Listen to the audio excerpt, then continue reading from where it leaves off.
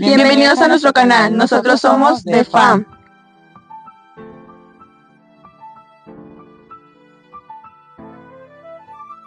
Hoy nos encontramos en la zona turística La Quemada, o mejor conocida como las ruinas de Chicomostoc.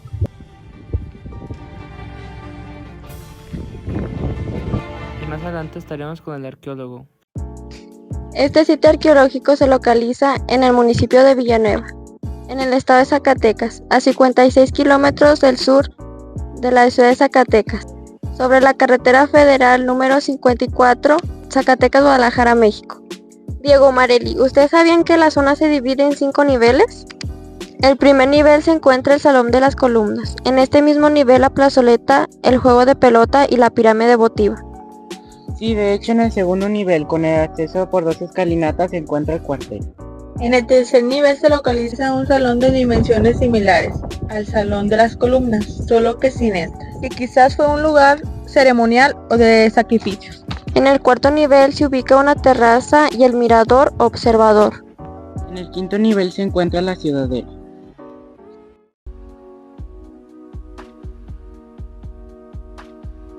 El capitán británico Jorge Francis Lyon, hacia 1826, señaló que estas ruinas eran conocidas como el Cerro de los Edificios, debido a que desde lo lejos se observaban sus antiguas edificaciones. No existe una fecha de cuando se comenzó a llamar La Quemada, solo se indica que por varios exploradores se encontraron grandes evidencias de un incendio en este lugar.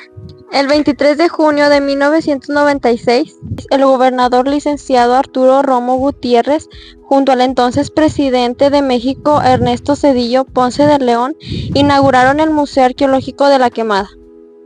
Pero antes de presentarles este maravilloso monumento, entraremos al museo. Ahora mismo nos encontramos dentro del museo. A mi lado izquierdo se encuentra una fabulosa maqueta creada por el arquitecto Jacobo Cesati.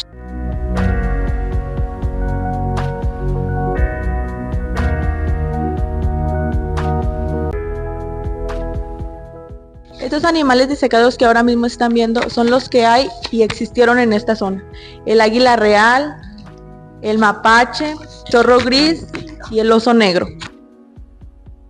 De acuerdo con las características de la roca, algunos materiales como el sílex servía para la manufactura de cuchillos, para caza o la guerra, debido a que tenían un mejor filo para realizar los cortes. Estos son algunos objetos encontrados en esta zona. Como las puntas de flechas, los primeros habitantes de La Quemada fueron cazadores y recolectores, consumían animales como venados o jabalís.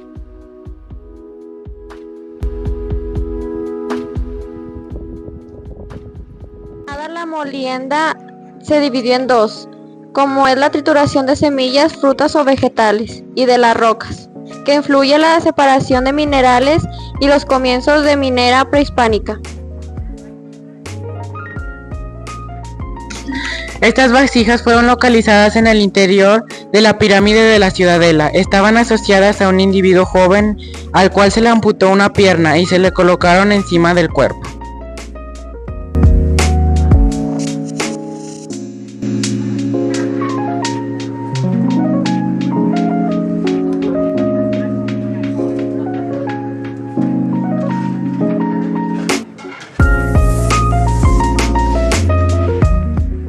Después de ver el museo, ahora nos encontramos en el Salón de las Columnas.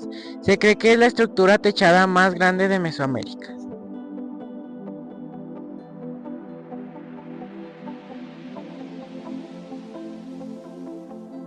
Este salón igualmente está rodeado en un alto muro de 3 metros de altura, aunque probablemente fue mayor en otras épocas. Encierra 11 columnas dispuestas a distanciarse desiguales entre sí, pero a distancia constante en las paredes. Las columnas se encuentran formando un paralelogramo y algunas alcanzan la medida de más de 5 metros. No queda nada de la planada, a excepción de una pequeña parte que se encuentra en la entrada del Salón de las Columnas. Algunos antiguos viajeros aseguran que estaban cubiertas de una especie de argamasa o estuco pulido. Es muy probable que esta sala hubiera sido techada.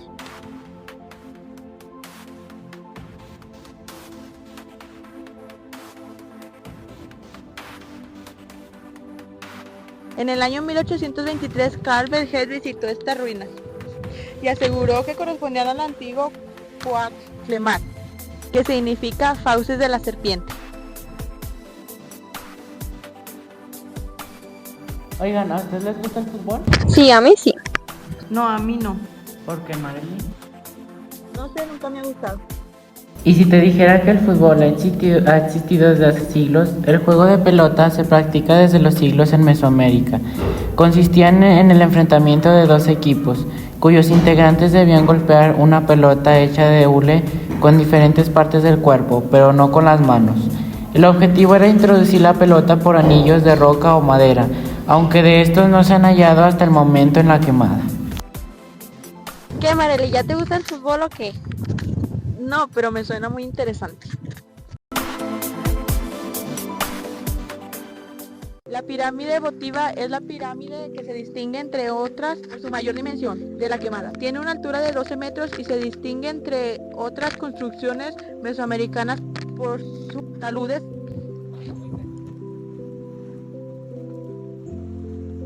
Estamos por subir una escalera de 75 peldaños. Considerada en la antigua cosmovisión prehispánica como el lugar por donde ascendía el sol en su camino para llegar al punto más alto, en el cielo, durante el día, para posteriormente comenzar su descenso al atardecer.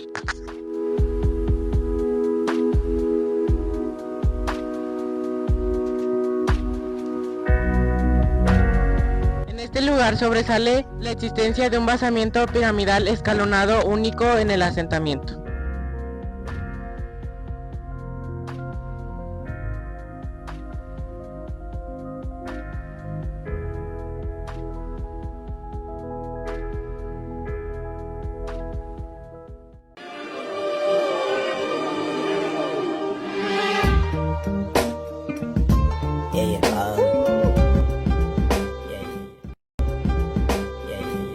Bienvenida, Arqueólogo. ¿Cómo se encuentra el día de hoy? Muy bien, muchachos, con mucho trabajo y contento de que nos estén visitando. Ya recorrimos toda la zona y nos pareció muy agradable. ¿Me podríamos hacer algunas preguntas? Claro, desde luego.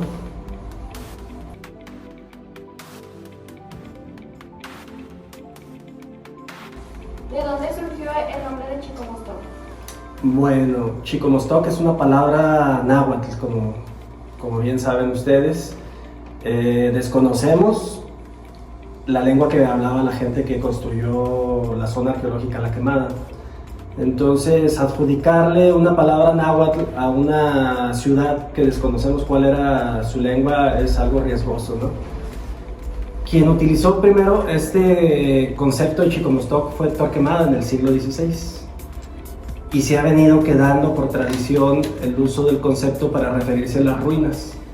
Pero Chicomostoc en sí alude a un lugar mítico de las antiguas poblaciones nahuablantes, por ejemplo como los aztecas.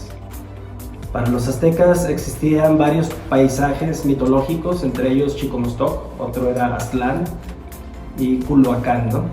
Entre otros.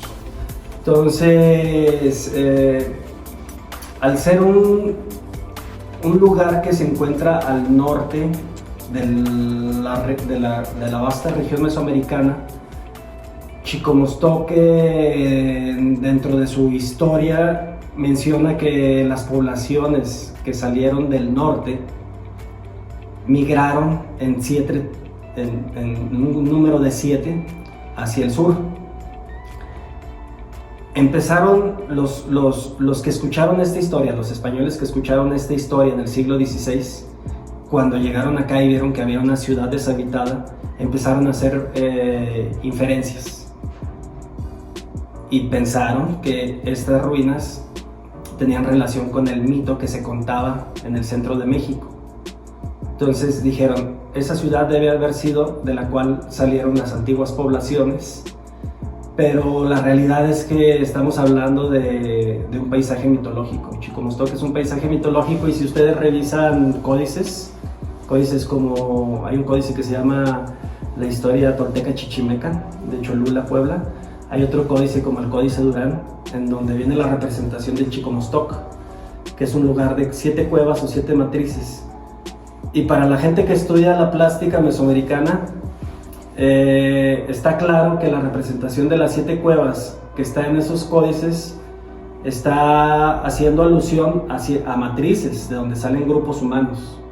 Entonces no es en sí un lugar físico, real, que podamos ubicar geográficamente, es un lugar mitológico. El nombre Chicomostoc es de origen náhuatl, es del centro de México. Un español llamado Torquemada lo utilizó para referirse a estas ruinas, y desde el siglo XVI hasta la fecha mucha gente piensa que este lugar es Chicomostoc, pero con los estudios que ya hay de paleografía, de etnohistoria y arqueológicos, sabemos que estos lugares son mitológicos, estuvieron en el imaginario de las sociedades prehispánicas, mas no es un lugar que podamos ubicar geográficamente. Por ahí iría más o menos el origen de el manejo de este concepto y su vinculación con la zona arqueológica. Pero el nombre de la zona arqueológica lo desconocemos, así como desconocemos el nombre de ciudades como Teotihuacán. Teotihuacán tampoco sabemos cuál era el verdadero nombre, el nombre que le dieron los habitantes que la construyeron, porque Teotihuacán ya por el año 600 de nuestra era estaba deshabitada. Quien le llamó Teotihuacán fueron los nahuas, que llegaron hasta el 1300, 1400 y que cruzaron por esa ciudad, que le llamaron la ciudad de los dioses, o donde se hacen los dioses, y ya le quedó por extensión el nombre de Teotihuacán. Pero hay muchas zonas arqueológicas de México, Guatemala, de toda el área mesoamericana, que desconocemos cuáles eran sus nombres, ¿no? Palenque, pues Palenque tampoco, pues se llama, no le llamaban así los mayas que lo habitaron. La ventaja con las ciudades mayas es que se encuentran escrituras, restos de escritura, y podemos ahí encontrar el antiguo nombre de las ciudades. Y generalmente el nombre de las antiguas ciudades está relacionado con el paisaje. Hay ciudades que se llaman el Agua Grande, el nopal el nopal que sale de la roca, o sea, eran nombres de las antiguas ciudades. O la montaña del agua que escurre, eran nombres, esos eran los nombres de las antiguas ciudades. Y La Quemada pues es un nombre moderno, es un nombre que más bien tiene relación con lo que sucedió en la ciudad, con el abandono, los incendios. Bueno, la siguiente pregunta la va a hacer ella.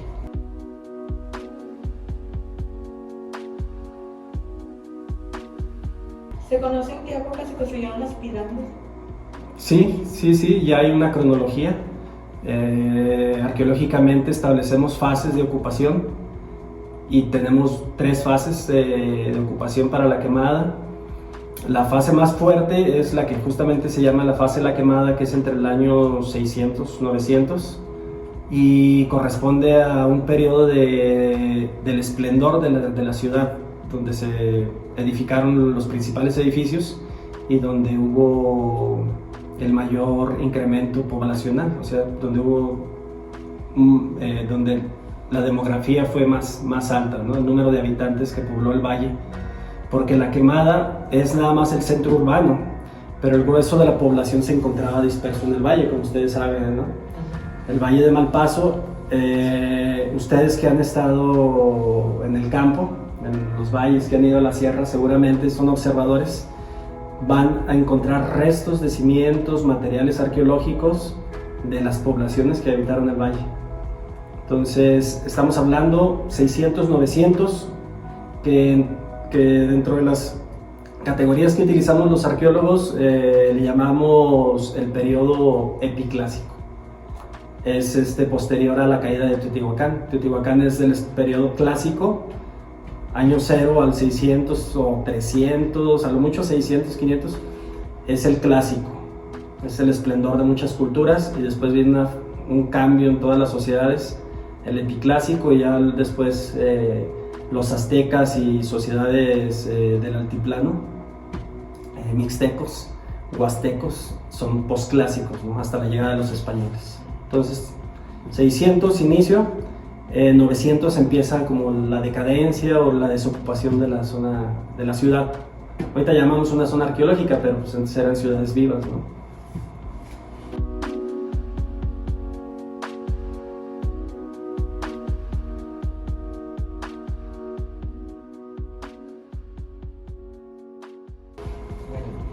¿Se conoce lo que se cultivaba en esta zona? Hay excavaciones que han llevado a la recuperación de restos de semillas y polen. Y se menciona el amaranto, el maíz. Y seguramente también pues había chile, calabaza, principalmente, ¿no? Y el resto de los recursos pues seguramente los obtenían de la sierra, recursos silvestres también. Pero como todas las sociedades mesoamericanas, el maíz era el eje de la dieta, el principal nutriente de carbohidratos. Y estamos hablando de sociedades agrícolas que eran muy eficientes produciendo excedentes de alimentos para abastecer a una población grande. O como dicen, el alimento que es alimento de los dioses. El alimento de los dioses. Y como dicen los políticos, sin maíz no hay país. Esa es la base de nuestra dieta. O sea, nosotros nosotros heredamos la dieta de los mesoamericanos. Nosotros heredamos una ideología, una cosmovisión hasta cierto punto mesoamericana. Por eso tantos santitos. Instrumentos todavía tenemos mesoamericanos. En la casa quizás de ustedes haya metates y molcajetes, ¿verdad? Quizás haya algún petate, no sé si todavía tengan algún petate donde alguien se acueste ahí en el suelo, que ya se utiliza poco menos, ¿no? Pero todavía quedan inclusive instrumentos de molienda de la época prehispánica, pues son nuestros, lo que les decía hace rato, ¿no? Es nuestro patrimonio, es nuestra herencia, es la herencia que nos legaron culturas que no están directamente relacionadas con nosotros como si fueran nuestros abuelos directos, pero sí nos legaron parte de una cultura que todavía tiene impacto en nuestra sociedad, porque somos una sociedad mestiza, ¿no? Sí. Bueno.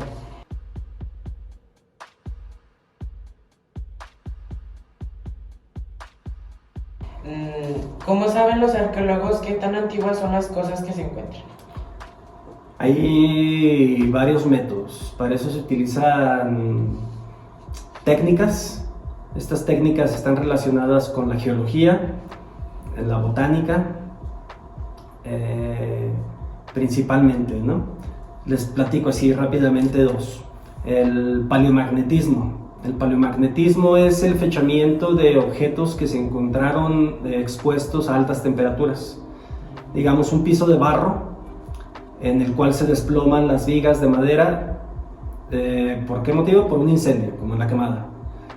Entonces esas vigas quedan al rojo vivo, se carbonizan y empiezan a cocer el suelo en el barro. Quizás el barro estaba crudo, aquí tenemos un ejemplo. El barro estaba crudo, colapsa la techumbre que es de madera, por el incendio se cose, se endurece. ¿Y qué es lo que pasa? Que las partículas que hay de hierro, o los metales que están en las arcillas, se orientan al norte magnético. Y esto los geólogos lo pueden calcular. Entonces un geólogo dice, las partículas van cambiando su orientación. La orientación del norte magnético es algo que está cambiando constantemente. Hay un norte geográfico que ese no cambia, está para allá. Y hay un norte magnético que está oscilando, está en constante movimiento. Entonces los geólogos lo que hacen es el cálculo de en dónde se encuentra actualmente el norte magnético y hacen el cálculo de hacia dónde están orientadas las partículas. Entonces checan sin que el objeto se mueva, los pisos no se mueven. Esta cosa sí se mueve, no sabemos, sí se magnetizó, pero ya lo moviste, ya no sabemos, ya las partículas quedaron orientadas hacia allá, pero llega el arqueólogo, lo levanta y ya no sabemos hacia dónde están orientadas las partículas. Pero el piso no lo podemos mover. Entonces llega un geólogo, traza con una... no traigo mi chaleco. Traza el norte, ¿no? Y dice, para allá está el norte, pone su brújula, toma una muestra, se lleva esa muestra a un laboratorio y a través de técnicas, métodos que utilizan los geólogos que yo no les podré explicar, nos dicen la orientación de las partículas en tal fecha estaba orientada hacia allá. Entonces hacen un cálculo y establecen cuánto tiempo ha transcurrido desde las partículas que estaban en este lugar hasta las partículas, hasta el norte magnético actual, porque el norte magnético está haciendo esto. Entonces el norte magnético se magnetizó ahí y en la actualidad está acá. Ellos calculan el tiempo que ha transcurrido y obtienen una fecha muy precisa, con un rango de error de pocos años. Y otra está el radiocarbono, que han escuchado el carbono 14, ¿no? Es un componente radioactivo que está en todos los materiales orgánicos. Eso también se puede fechar porque va desapareciendo una vez que muere el organismo. Ese carbón radioactivo va desapareciendo gradualmente. Entonces hacen cálculos los laboratorios, porque un arqueólogo no es todólogo, un arqueólogo trabaja con especialistas de diferentes áreas.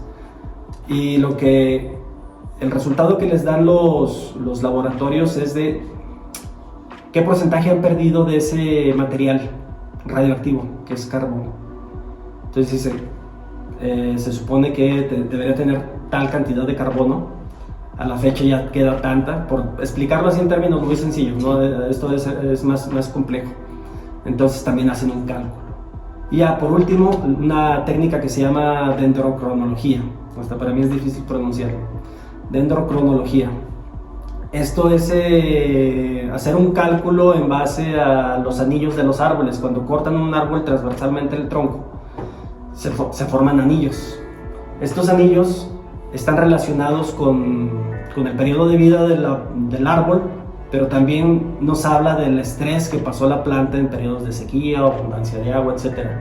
Entonces los especialistas, ¿no? en botánica, en compañía del arqueólogo, pueden hacer cálculos. Y si tienen una muestra de muchas maderas, pues qué mejor, van amarrando así datos en tales fechas, porque pueden coincidir. Esos anillos coinciden en plantas de la misma especie, coinciden los anillos, todos se estresan, digamos pinos, en un periodo de sequía, el anillo va a ser muy delgadito. Entonces, cualquier pino que cortes de esa época de sequía, todos van a encontrarse la misma información. Entonces, a través también de las plantas se obtiene información cronológica para saber la antigüedad. Y hay más, ¿no? Hidratación de obsidiana. Bueno, hay muchas técnicas. Sí, hay muchas técnicas, pero les platico nada más esas tres.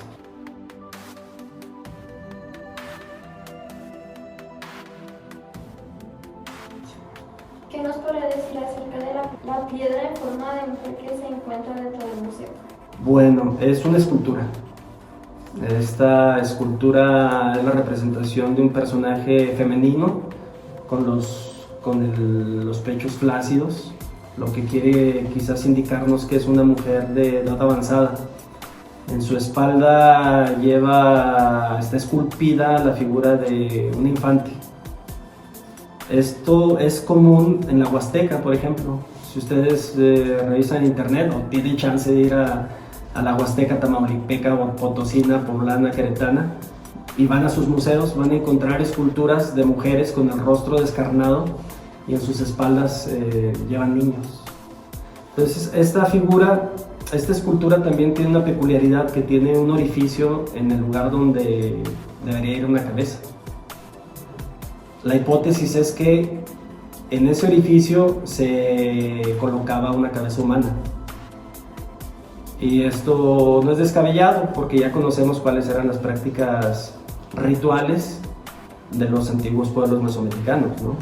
El culto a la muerte de una manera muy peculiar, hasta eso nos heredaron con la forma de ser mexicanos, cómo lidiamos nosotros con el fenómeno de la muerte, ¿no? A través de nuestros altares, la caricaturización de la calaca, ¿no? La catrina y todo esto, es parte también de un legado mesoamericano, prehispánico. Entonces esa escultura fue ubicada en el tercer nivel, en un conjunto arquitectónico que se llama la Plaza de los Sacrificios. La Plaza de los Sacrificios. Son nombres arbitrarios los que reciben estos espacios. no porque ahí en ese espacio se llevara precisamente sacrificios humanos, sino por circunstancias que se van dando a lo largo del tiempo en el proceso de que se investigan estos espacios. Surge la idea, digamos, con algunos elementos de ponerle tal o cual nombre. En esa plaza fue ubicada al pie del basamento piramidal, lo que llamamos pirámides, esa escultura por una arqueóloga que recientemente murió, Laura Castañeda. Esa arqueóloga la encontró de forma accidental. Generalmente los hallazgos en la arqueología, muchos son accidentales, ¿no? Como el túnel que está bajo la pirámide de Teotihuacán, un túnel súper importante. ¿Por qué? Porque tiene relación con Chicomostoc. Ese túnel tiene 7 cuevas, curiosamente, ¿no? Porque era un lugar mítico de los pueblos mesoamericanos, de los más antiguos, y buscaban reproducir un paisaje mítico. Entonces los teotihuacanos, antes de construir la pirámide del Sol, cavaron abajo un túnel, y exactamente del basamento piramidal, es enorme, que tiene más de 60 metros de altura, está le llaman flor de 7 pétalos, pero son las 7 matrices. Entonces a ese nivel llegaron los mesoamericanos de plasmar sus conceptos mitológicos en la traza urbana, ¿no? En lugares físicos, reales. Y volviendo a la escultura, pues esa escultura probablemente estaba en exhibición, posiblemente pudo estar arriba en el templo de la pirámide. Acuérdense que lo que llamamos pirámides son las bases para templos. Eso, ahorita cuando visitamos una zona arqueológica, lo único que vemos es un basamento piramidal, sí, en el cual estuvo un templo. Ya no tenemos el templo porque era de madera, de carrizo, de lodo, etc. Pero son las bases de antiguos templos, y seguramente arriba de esa pirámide había una deidad, algún dios del grupo que habitaba ese conjunto.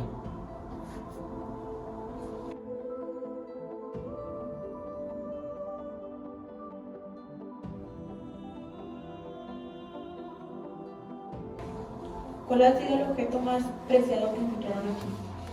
Ay, caray, es que eso es difícil responderlo, porque para un arqueólogo todo tiene un valor, todo es información. No podemos nosotros guiarnos por un valor estético, un valor monetario, un valor en qué sentido, podríamos decir, ¿no? Porque para mí una pieza muy bonita es la figurilla, ¿no? La figurilla tipo 1 que está ahí, que está sentada la figurilla, tiene sus orejeras. Nos da una idea de cómo más o menos lucía esta gente del siglo IX, del siglo X, del Valle de Malpaso. Entonces creo que todo lo que en sí la zona arqueológica como concepto urbano es una joya, ¿no? Porque es una ciudad que está en relación con su paisaje. Esta ciudad está sobre un cerro sagrado, y cada uno de los conjuntos que la componen encierran un discurso urbano bien interesante. Entonces, para mí sería la arquitectura, o sea, en sí toda la arquitectura es impresionante, ¿no? Cuando ustedes suben allá arriba y ven las toneladas de material que se utilizó para construir para forrar el cerro, literalmente, redimensionen el esfuerzo físico, humano, el tiempo que requirió para fabricar eso. Es verdaderamente impresionante. Para mí sería lo principal, aunque hay piezas muy bonitas en el museo, pero para mí lo principal es la arquitectura.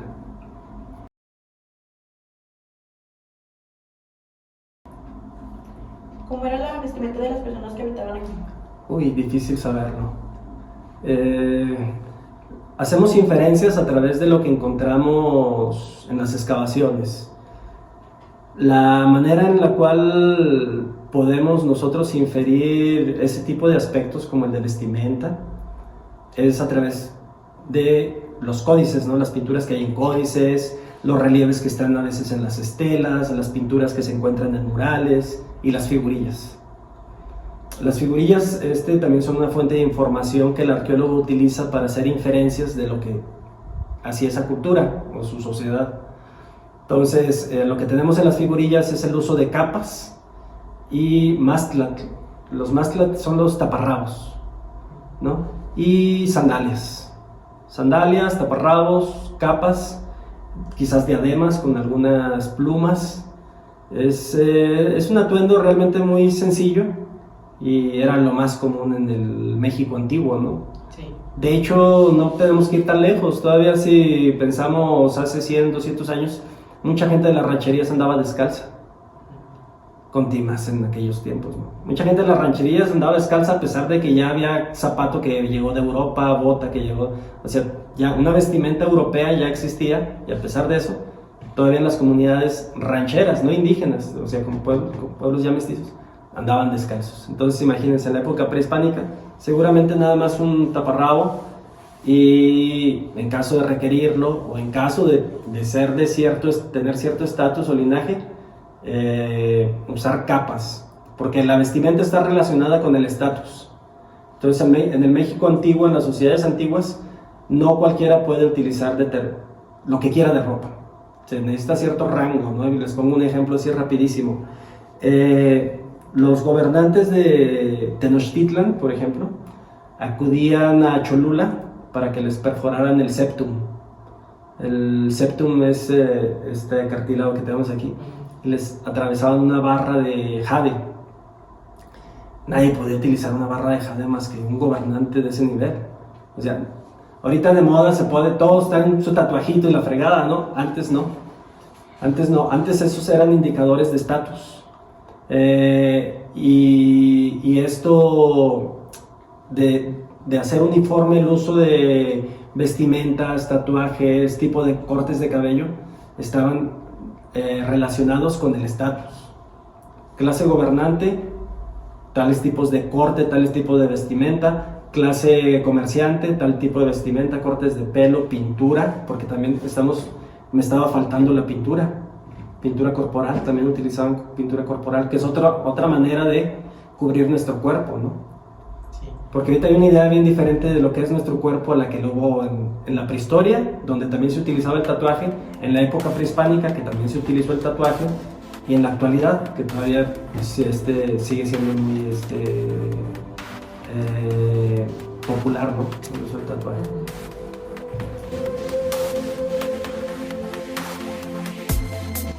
Bueno, ¿qué les pasaba a las personas que ganaban en el juego de pelota y que a las que perdían? Uy.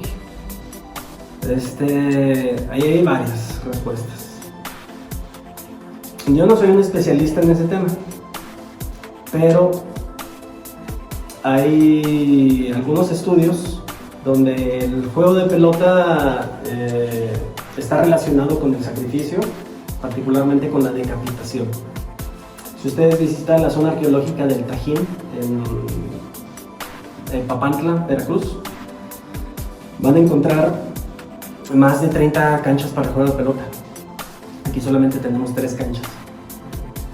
La principal, que está en el primer nivel, frente a la pirámide votiva. Y la otra está en la Ciudadela y una más está en la Terraza 18. En el Tajín tienen más de 30 canchas para el juego de pelota. El Tajín está en Veracruz, Papantla. En Cacaxtla, Puebla, es otro lugar, otra ciudad prehispánica, impresionante, como con 20 y tantos juegos de pelota. En el Tajín lo que tenemos de información es que el juego de pelota,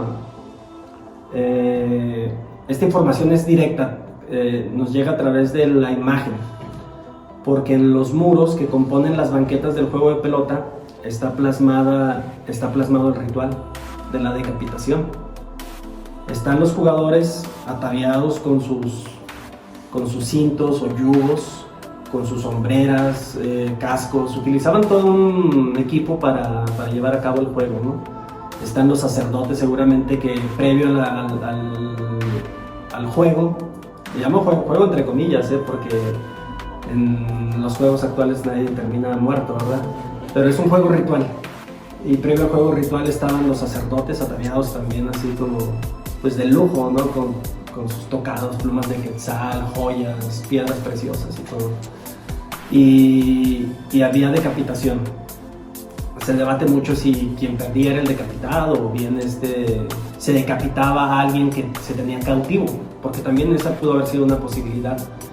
Que 2 grupos de élite compitieran y tuvieran a varios cautivos, y esos cautivos eran los que se sacrificaban, no a los que jugaban, sino a los cautivos. ¿Ya vieron la película de Apocalipto? Sí. Se fijan que ahí salen como a la cacería a las aldeas de gente para tenerla como cautiva, como material para ofrendarlo. Entonces el juego de pelota está muy relacionado aparte está relacionado con los astros, con el movimiento del sol, con el sacrificio, con la renovación, y es una puerta al inframundo. O sea, hablar del juego de pelota es abrir muchos temas. En la quemada no sabemos bien cómo se jugaba, pero lo inferimos a través de lo que tenemos de información en otros lugares. En el área maya, por ejemplo, a través de lo que encontramos grabado en estelas o en los mismos edificios, se ven a jugadores de pelota utilizando pelota, en donde adentro de la pelota hay la cabeza de un gobernante, por ejemplo, porque para vulcanizar la pelota utilizaban ceniza. Al parecer es una técnica muy eficiente para procesar el hule y vulcanizarlo y hacer que la pelota rebote, ¿no? Utilizaban cenizas humanas.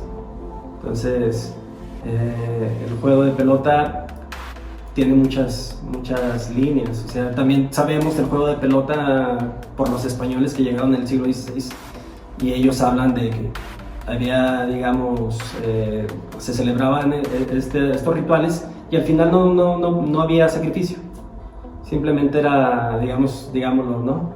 Echar una cascarita, ¿verdad? Pero no, estamos hablando acá de un acto totalmente distinto a lo que implica un juego de balón como los que tenemos actualmente. Entonces, posiblemente aquí en el juego de pelota había sacrificios, y quizás los hallazgos de huesos que tenemos ahí en las plataformas del juego de pelota estén relacionados con esos sacrificios, porque sí se han encontrado huesos humanos, huesos largos que corresponden a piernas, a brazos, fragmentos de cráneo, restos de dientes, o sea, dientes, todo lo tenemos ahí de varios individuos. Todavía no se han analizado esos restos óseos, pero seguramente corresponden a varios individuos adultos. Entonces el juego de pelota de la quemada sí está relacionado con la muerte. Como casi todo lo mesoamericano está relacionado con la muerte, pero en un sentido diferente al que tenemos nosotros de la muerte. Porque la muerte para ellos es un ciclo. No es un tiempo lineal, es un tiempo circular. La muerte tiene que estar relacionada con la vida. Por ahí va el juego de pelota. Y por último, ¿nos podría contar alguna historia que sucedió En esta zona. en esta zona? En esta zona que han sucedido, pues, algo que me llama mucho la atención, así que se me ocurre de bote pronto, sería lo que cuentan abajo del Salón de las Columnas. Mencionan guías, personal de limpieza, custodios, que hay un flujo de aire y emanaciones de agua. Lo tenemos aquí. En esta sección mencionan que les ha tocado a ellos ver cómo corre viento por aquí, en esta sección. Todo esto es un relleno, tiene más de 10 metros o 15 metros de altura esto. Todo este salón está cimentado sobre un relleno de puras piedras, ¿no? Entonces, a mí me llama mucho la atención eso, porque estas ciudades, cuando se fundaron, quienes tomaron esa decisión no fueron decisiones arbitrarias, fueron decisiones que se basaron en sus conocimientos de astronomía y en una lectura muy particular del paisaje. Entonces seguramente en ese cerro había indicadores, algunos elementos que los llevaron a ellos a seleccionarlo como el cerro propicio para fundar una pirámide, que las pirámides son montañas sagradas. De hecho, entre los mayas no existe el concepto de pirámide. A las pirámides los mayas de antes les llamaban montañas. Los grupos mesoamericanos antiguos, las pirámides eran una representación de la montaña sagrada. Entonces, A lo que voy es que el hecho de que se hayan asentado en este cerro y no en otro tiene que ver con lo que sucede, lo que ellos les tocó ver, porque el paisaje ha cambiado. Ahorita está todo semidesértico, pero el paisaje que les tocó ver a estos grupos humanos estaba lleno de otras especies vegetales y animales que pues ya ahorita no se han extinto, ¿no? Entonces es algo que me llama mucho la atención y yo lo relaciono con esta lectura que seguramente hicieron ellos y la presencia de manantiales, la presencia de cuevas que quedaron a veces sepultadas por la misma obra arquitectónica, y posiblemente algunas de esas cuevas, de esos manantiales, pues quedaron sepultados, pero son indicadores de lo sagrado que era el cerro para ellos. Entonces puede ser que abajo de toda la zona puede haber como un manantial o algo así. No es que podría ser que haya en algunos puntos, no bajo de toda la zona arqueológica, porque la zona arqueológica creo que son más de 6 hectáreas, ¿no? Digamos, en esta sección es artificial, toda esta superficie es artificial. ¿A qué me refiero? Que hay una plataforma construida aquí para levantar esta estructura. Aquí viene el afloramiento rocoso, aquí como ven es pura roca, ¿no? Pero todo esto está relleno, son rellenos que gente a través de varias generaciones fue llevando laja tras laja tras laja hasta generar grandes plataformas, trabajar la piedra para que quedara con una cara plana. Eso se llama careado o rostreado. Y seguramente en algunos puntos, quizás abajo, quisiera pensar, ¿no? Abajo de la pirámide puede haber un manantial. No sé si sepan, abajo del castillo de Kukulcán en Chichén Itzá hay un cenote. Sí. Ahí está. Y si nos ponemos a sondear las pirámides del México antiguo, abajo de las pirámides encontramos cuevas, manantiales, cenotes, cavernas. Están relacionadas son portales al mundo de los muertos, son portales al inframundo. Entonces, prácticamente este es un discurso, estas son quizás voy a abusar del término, pero son ciudades de muertos, de culto a la muerte, pero en un sentido de regeneración. Por eso cuando excavaron acá, encontraron tantos restos humanos. Sí, eran ciudades donde la presencia de la muerte estaba constantemente. Si nosotros nos trasladáramos 1000 años antes y subiéramos al cerro, seguramente encontrábamos expuestos huesos y cadáveres por todos lados. O sea, el impacto, ¿no?, que tendría llegar ver a una ciudad. Vamos a la capital aquí, y llegar a la capital tú y lo primero que ves en los edificios principales de la ciudad es la exposición de cadáveres, ¿no? Como los zompantlis entre los aztecas. ¿Sí saben qué es un zompantli? Es un muro de cráneos. Y esos muros de cráneos los tenían los aztecas a la llegada de los españoles. Los cráneos humanos los atravesaban con una vara de los occipitales, de los huesos de los cráneos, y los atravesaban y formaban los cráneos, ¿no? Exposiciones, muros de cráneos. Es muy interesante eso, porque nos lleva a cuestionarnos el cómo cada cultura le da un sentido a la muerte. Actualmente hay una ola de violencia tremenda en el país, y el narcocorrido y la fregada nos habla de la muerte, pero es una muerte que la llevan a cabo grupos criminales, y ya es otro tema totalmente diferente a la muerte dentro de culturas mesoamericanas. O los egipcios no tenían otra noción de lo que es la muerte también. Bueno, pues sería todo. Gracias por tomarse el tiempo de responder estas preguntas. ¿Algo que quisiera agregar? No, pues dar las gracias a ustedes por este proyecto. Qué bueno que se interesen en la cultura arqueológica de la región.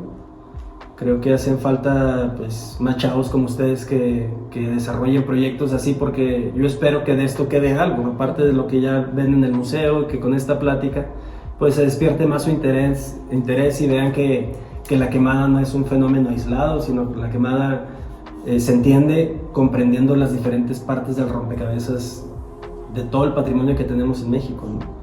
Y ahorita les hablé de algunas otras ciudades, me refería a otras fuentes para tratar de explicar esto. Y ojalá que ustedes después investiguen más sobre otras culturas, ¿no? Las culturas de Guerrero, las culturas de Oaxaca, las culturas del sur de Tamaulipas, de Nayarit, y que pues esto acrecente también su conocimiento, su cultura, por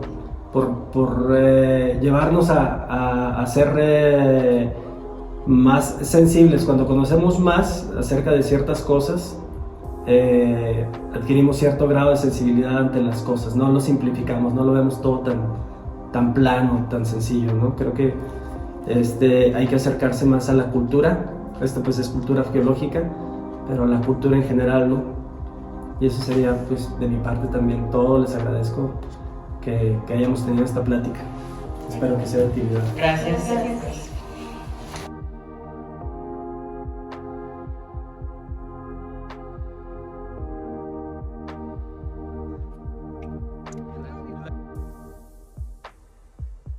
Gracias por ver nuestro podcast. Les agradeceríamos si le dan like y se suscriben. ¡Bravo!